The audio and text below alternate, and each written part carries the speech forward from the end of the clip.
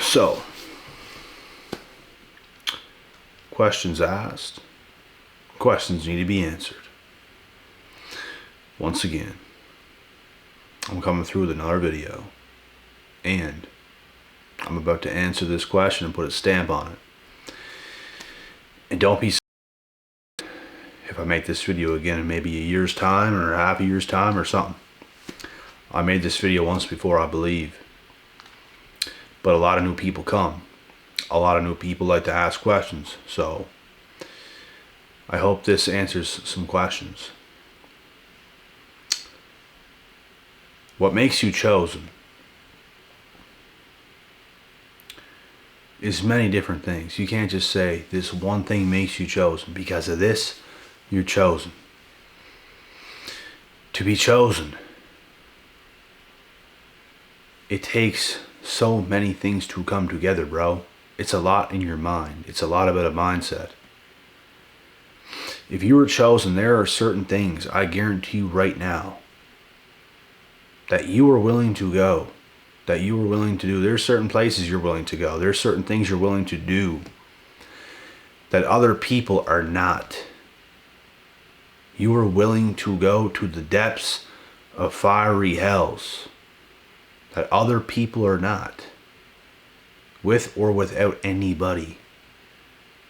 You live your life as if it's just you. You don't need this person's approval. You don't need that person's approval. You do what you feel is right all the time, and you do all the right things. You have a specific mindset in life. A mindset that comes from God.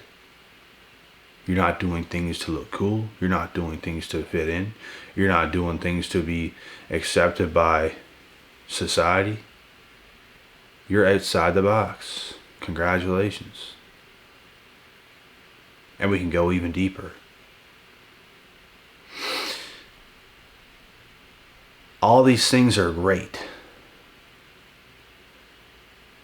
And it's even more than that. I'm telling you guys, there could be some people that have some of these things on point. Some of these things. Not even all these things, but some of these things. But your willingness to go places that others are just not willing to go is a lot of what makes you chosen. You say you're going to do something and you do it. You say you're going to show up. No matter how you feel, you show up. It's all about the mind. You are a man, you are a woman of your word. You are a man, you are a woman of God. You put yourself out there. You're not worried. You're not worried about the rest. You invest in yourself. You're not worried about the rest. Chosen ones are not worried about the rest. What are we worried about? Nothing. We do what is right all the time. We expose the other things that the others may do. We are not worried. They are worried. They are concerned. We do things at a much different level. We move a much different way. And there's going to be some people that F with you because of this. And it's the people you want. There's probably people that would F with you too if you would give them the time of the day, but you can't give everybody the time of the day. There's only few select people you can give the time of the day to. A lot of people's going to want to F with you if you're a chosen one. A lot of people's not going to have good intentions. It's about weaving out the good and the bad. You're on point as a human being. How much deeper can we go? It all stems down to being the best version of yourself in so many different ways, in so many different categories. Taking care of yourself is another category. You can't be obese and call yourself chosen. You're disrespecting yourself. You're disrespecting your body that God has given you. That is abuse to your own self. I don't care what anybody says. It is. There's no excuse to be obese. There's not. So, many people can say, I'm chosen because of this. I'm chosen because of that.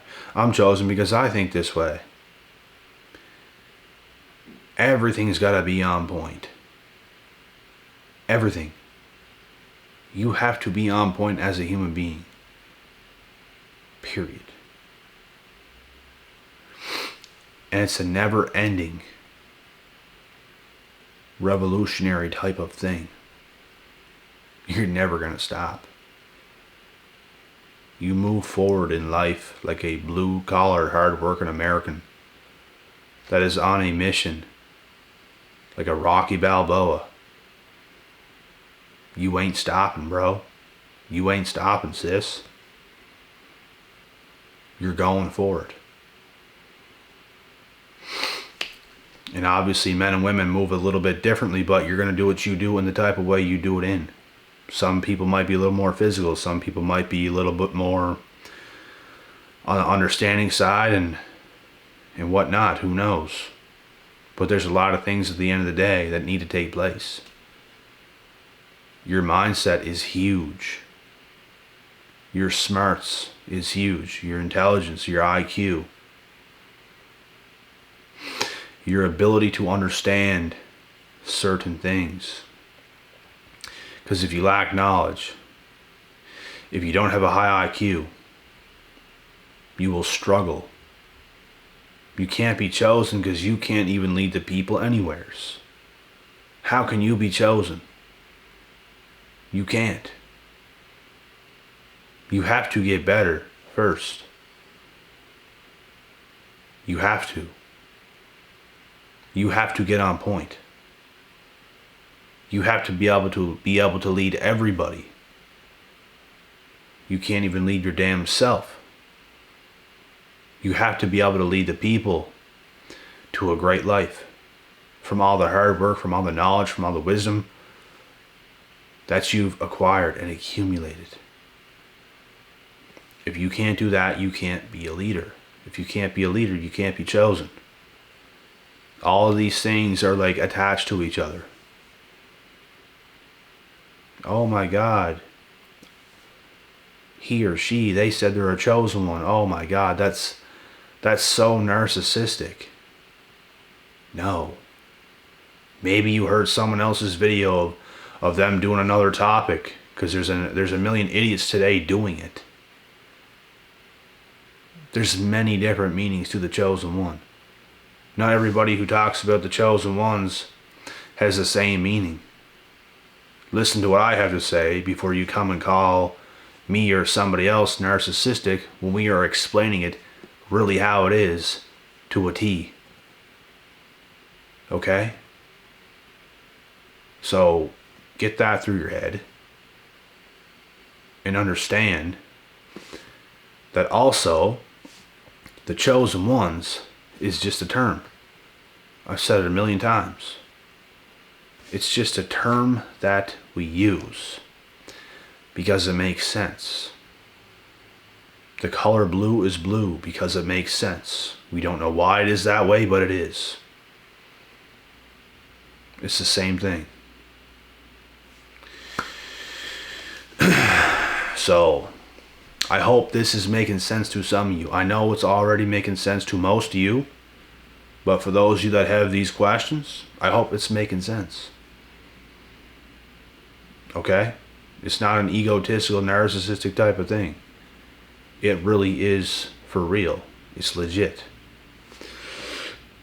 You have to have a certain mindset and mind frame to be able to be a chosen one. Being a chosen one it should be a goal for everybody. To be able to call yourself that. And who would call themselves that when you lack in so many areas? That's just delusion. It takes hard work. Years and years and years and years and years of hard work, of learning, of understanding, of experience, of wisdom. You put everything together. You get better. You can lead other people. You evolve in so many different assets and areas of your life. You're on your way to being a chosen one. If you cannot do this, you can't call yourself a chosen one. You can, but no one's going to believe it. You actually have to put in that work to be able to back those things up. Can you make somebody's life better? Can you motivate people? Can you do certain things that benefits others? Or do you just think you can, but you never have? Well, if you think you can, you're probably right. So go ahead and do it. Keep getting better and get yourself to that point. Is all I have to say. We're not here to say you're going to be nothing. You can't be a chosen one. You can't be this. I'm never going to say that to nobody. Whatever you think in your mind that you can actually do, you really can do it. But there's a difference between thinking it and actually doing it. There's a huge difference. So when you actually do the work, you will be a product of your own environment that you've created within yourself. You will have the confidence. You will have every tool in the shed to just go out there in the world and make it a better place. You're going to make other people better. You will be a certified badass chosen one. That's what it takes. We need more chosen ones in this world. Real chosen ones, not people who think they're chosen ones. Real chosen ones. Who's really about that real life shit. Who's really about it. Who's actually going to make others' lives better. By setting an example. By being the example and setting it. They are an example of what it should be. They set that example. Now other people get better.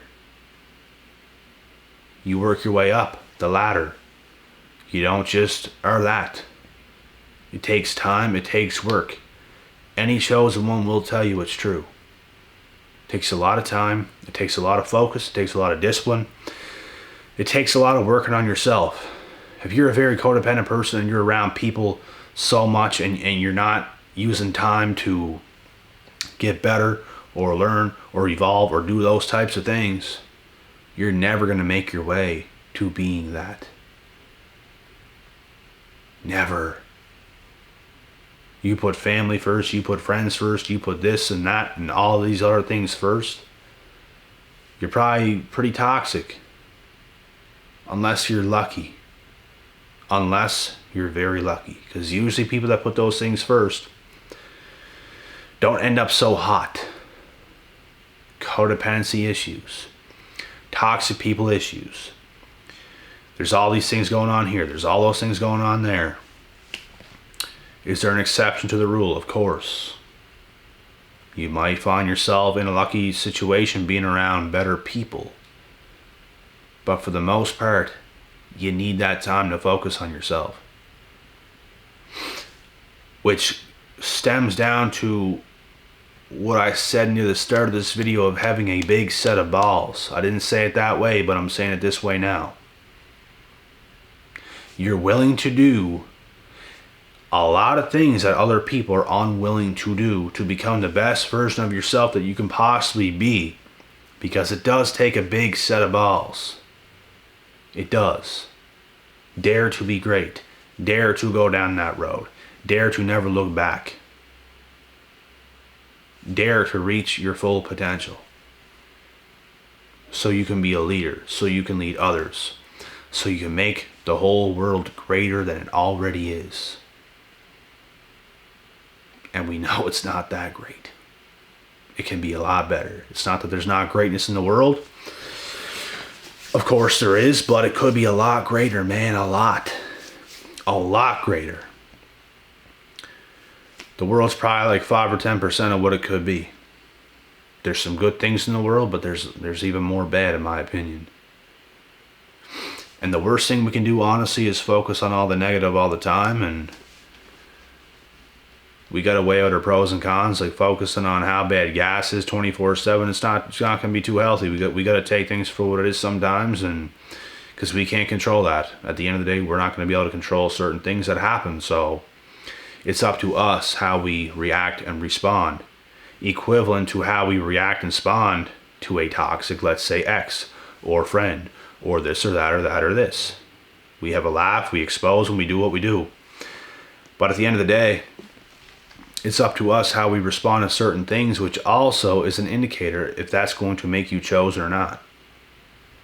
How you react and respond to certain things is huge. When I was in my later teens, I was a lot more hot-headed, and it got me in a bit of trouble. I damn near cut my fingers right off. I learned a lot of lessons in life. I'm never quick to just snap to do those things. I'm a lot more calm today. I can still get worked up. I can still do those things, but at the end of the day, I'm still calm even when I'm worked up. I can stop myself in a flick. I'm not out of control. I'm very in control. And a lot of past experiences has made me that way because I learned, because I got better. You see how this works? Now you can teach others who are younger, who are maybe even older, which I do all the time, who maybe never learned the lessons you learned at the age you learned them at. So you are an example. You are an example. From all your hard work, from all your dedication, from all your right decisions, from your natural intelligence, from your high IQ, you can bless others. Leaders create leaders. Chosen ones create chosen ones. We blessed, baby. We blessed. We are really doing it out here.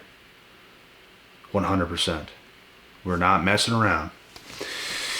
We are about business. We are about our work. We are about making others better and ourselves at the exact same time. Because if we're just making everybody else better, not ourselves, damn, everyone else is going to get better than us. Then we're not going to be nothing. We're getting better. We're making people better all the time. That's how it goes. There's no stopping. It's a never-ending cycle of getting better and making others better. You can't make others better if you're not getting better. That's the thing. So you need to take that time for yourself, all while making others better too, by setting that example. So, I hope this answered quite a lot of questions about the chosen one's topic. So, I think I'm going to cut this one fairly short here, this video. I don't got much left to say, and I'm fairly tired right now. Me and a buddy earlier today, we spent 8 hours at a $3 million home. Not mine, not his, somebody else's. But we were doing some work on this home. Fixed up a few things, and I'm pretty sure we're going back there tomorrow at like 7:30 a.m. for probably another 8 hours. And I learned some things today too. Once again, always learning, always growing, always evolving. That $3 million home made me rethink of ever buying a home that big. It's huge. And guess what? The renovations, not cute. That's the thing. You buy a home that big, have fun with the renovations. Because it's going to happen down the line. Hella expensive. Hella. And it's not even that. Oh, it's just not affordable. Who knows? It's just almost too big. You don't... A house like that, bro, it's going to open your eyes. It's almost too big. Do you really need that? Do you really need that, bro? Have you seen that house? Do you really need that? Not really. It's gonna take a lot. It's almost gonna, it would just not be worth it in general for many reasons that I'm not even gonna start naming, because that's just gonna make the video 10 times longer. But, you know, it's an eye-opener. It's nuts. But anyways, on to the next video. Pretty tired, so we'll get to another topic.